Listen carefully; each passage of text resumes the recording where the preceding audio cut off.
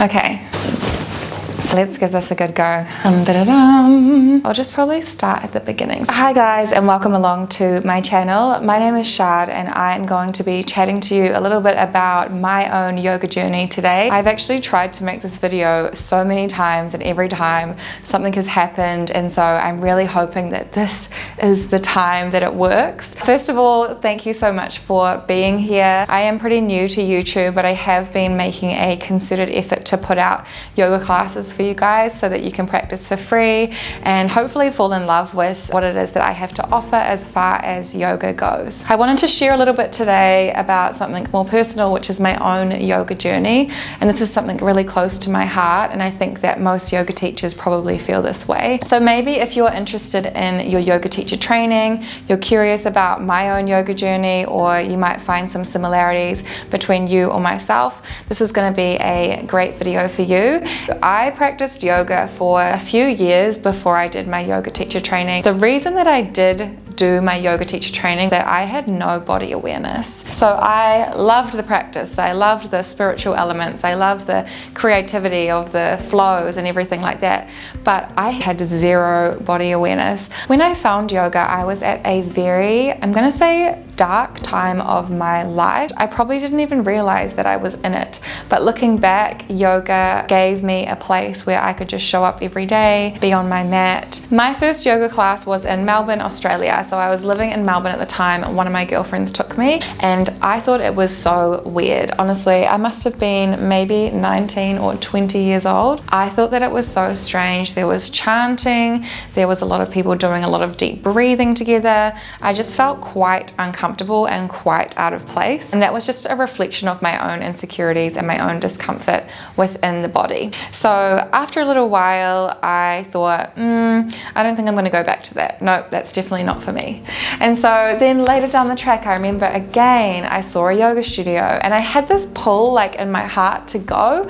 So I found this yoga studio again. I was living in Auckland, New Zealand at the time, and I was like, okay, yeah, this is cool. And I went. It was also not for me. So by this point, I had tried 2 yoga studios. Both times they just weren't quite right, but they were getting better each time. And so anyway, I continued on. At this time, I was in the process of becoming a makeup artist. I was studying hair and makeup in Ponsonby in Auckland, and every day I used to walk past this studio. I thought one day I'm just gonna pop in, and that was the studio that literally changed my life. Like, it changed how I related to yoga as a practice. It was hot, it was Bikram yoga, and looking back now I'm like, wow, it was really intense, but I loved it. Like, I went every day, sometimes I went twice a day. Like, that hot, sweaty, disciplined, same practice, something in me was just like, I could not get enough of it. And so I did that for a long time. So that was kind of like the turning point of like, I really love this. Then I moved to Australia and I did my yoga teacher training, 200 hours with Power Living Yoga Australia, Power Living Australia Yoga, one of those two. That was life-changing for me. So by this point in time, I had been traveling the world. I was pretty unhealthy. By the time I moved to Melbourne, I was like, I need to sink my teeth into something that's going to mean something to me, something that's going to be really purposeful to me. It was yoga. If you're not sure where to start, I'm going to say find a 200-hour teacher training. So these courses are delivered in different ways. At this time, they weren't delivered online. So like, if you can do one online, amazing. I loved that immersion style learning. I learned best like that, really just like in the moment, being present, learning through doing. So every second week we would have a weekend immersion, and then to finish the course off, we finished up in Bali. In the process, I mean, you can look up the curriculum of a yoga teacher training. They are all much the same for that standard 200 hours because they have to have a certain amount of hours of different components to measure up to the Yoga Alliance 200-hour like certification for it to be globally recognized. So they're pretty much the same, right? Except you might find a teacher that you like, you might find a style that you like. It just depends what style and what discipline you're looking at. You have to feel into, for me, I loved vinyasa, so this was an easy thing to choose to do. It was a vinyasa style practice. You probably wouldn't do a vinyasa style teacher training if you were really interested in prenatal yoga at that time. You might go and focus on the prenatal yoga, or you might just do all of it. But what I'm trying to say is it's important to find the connection between what you're doing and what's being offered. And usually you can feel that. It's like if it feels good, go in that direction. If it doesn't feel quite right, like sit with it and then maybe start to look in a few other places and just trust your intuition when it comes to especially things like that. There is that element of energy and of spirituality to it as well. So just feel into it and find one that works for you. I also would say that, like, first of all, this training was amazing. You have to actually get out there and start teaching. One thing that I would say, like, to get over your fear of public speaking, remember that you're just sharing wisdom. You're sharing knowledge. So it's not really about you. It's actually about the content that you're delivering. And that is the role of a teacher. You are taking a concept that is maybe challenging and you are delivering it in a way that is easily digestible for your student and for whoever's in the room, so that they can feel safe and encouraged and inspired and lighthearted. Even though they might be doing something super challenging, you want to hold the space for them in a way that makes them feel like, oh yeah, I can do this. I could totally do this. And even if they can't get it on this day, it's okay. They can try again tomorrow or when they see you next week.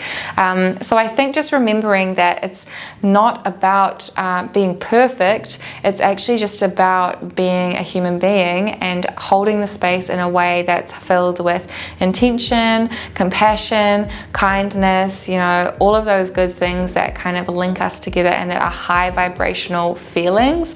And that just permeates through any nervousness or any, I don't know, jitters or anything like that. I started teaching in Melbourne. I ended up teaching at a really beautiful place out on the peninsula. I had the opportunity to teach in America, in Bali, at the Bali Spirit Festival. I did some sound healing there, which I'll get into more in another video. You can see the sound bowls behind me. I loved this sound healing and yoga, you know, these things that you could really put together to create like just a beautiful, beautiful offering. And I think as well, this is what I love about teaching yoga, is that there's so many different components and there's so many different pathways you can take. Like, you don't have to be a strict vinyasa teacher. You don't have to be just a yin teacher. You actually don't have to be anything that isn't authentic to you, and that's a really good rule to have. And that's why I love what I do, is because I can show up authentically in who I am every single day, and that's the best practice that I have to offer. That's the best thing that I can be for whoever I'm holding space for in that moment. So after I did that, I moved back to New Zealand and I started teaching in Hamilton, and I had the privilege of being supported and mentored by incredible teachers. If you can recognize a great teacher in front of you, you have the opportunity to transform your life just simply by soaking up the knowledge and implementing those little gold nuggets of wisdom. And so I think that that's also really important. So I've been teaching group classes for years and years. I've also taught retreats and festivals, and now this is my own space. It's a one-on-one private studio. So definitely something to be said for finding your niche and finding an area in your community that you can tap into. For me, one-on-one yoga, and I specialize in pregnancy yoga as well, was something that just, again, flowed super naturally to me, and so I created a one-on-one yoga space. And it is something a little bit different. Rather than going to big classes, you get to come in and have like a private instructor take you through your yoga practice. I give people homework and things to work on at home. I love the connection that comes from spending time with people one-on-one. And traditionally, yoga, the asana practice, was actually delivered one-on-one or in small groups. So I thoroughly enjoy it. It feels how it's supposed to feel, I think, for me as a teacher at this stage in my life. But that could change, you know, who's to say that that won't change? I still definitely teach groups.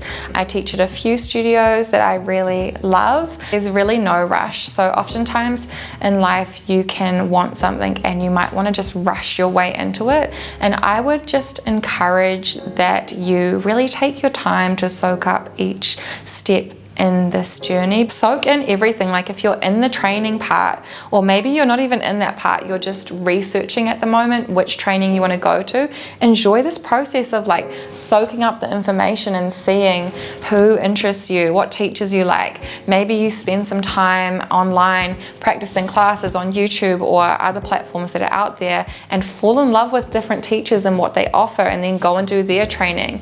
Maybe you try every single studio in your area, and then when you find one you like, connect with like one of the head teachers there and say, hey, could you mentor me? Or hi, do you guys run any yoga teacher trainings? These sorts of things are only going to enrich your experience.